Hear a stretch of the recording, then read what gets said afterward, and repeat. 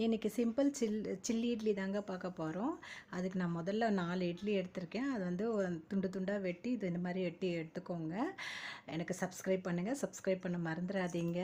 அப்புறம் ஒரு கடாய் வச்சுக்கோங்க. கடாய் வச்சுட்டு எண்ணெய் வேணாலும் நல்லெண்ணெய், கடலெண்ணெய், சன்ஃப்ளவர் ஆயில் எந்த எண்ணெயோ அந்த விருப்பமாக நீங்கள் போட்டுக்கோங்க. போட்டுட்டு காஞ்சிடுச்சான்னு பார்த்துக்கோங்க. பார்த்துட்டு இந்த நம்ம கட் பண்ணி வச்சுருக்கோம் இல்லையா, அந்த இட்லி துண்டெல்லாம் எடுத்து கொஞ்சம் ப்ரௌன், ரொம்ப ப்ரௌன் வேண்டாம், கொஞ்சம் ப்ரௌன் வந்தால் போதும், பொரித்து தனியாக எடுத்து வச்சுக்கோங்க. நான் அதே கடாயில் எண்ணெய் எனக்கு மீதி இருக்க பாருங்கள், நான் அதில் தான் நான் வந்து மற்ற இதெல்லாம் போட போகிறேன். கொஞ்சோண்டு சின்ன வெங்காயம் எடுத்துருக்கேங்க நான், ரொம்ப டேஸ்டியாக இருக்கும். கொஞ்சம் இடித்து வச்சு எடுத்திருக்கேன், கொஞ்சம் வந்து முழுசாக போட்டிருக்கேன். அப்புறம் பூண்டு வந்து குட்டி குட்டியாக நறுக்கி போட்டிருக்கேன். அப்புறம் ஒரு பச்சை மிளகாவை கீறி போட்டிருக்கேன். அப்புறம் தக்காளி போடுங்க, தக்காளி போட்டு உப்பு போட்டு கொஞ்சோண்டு மஞ்சப்பொடி போடுங்க. இது வந்து காஷ்மீரி சில்லி வீட்டில் அரைச்சது.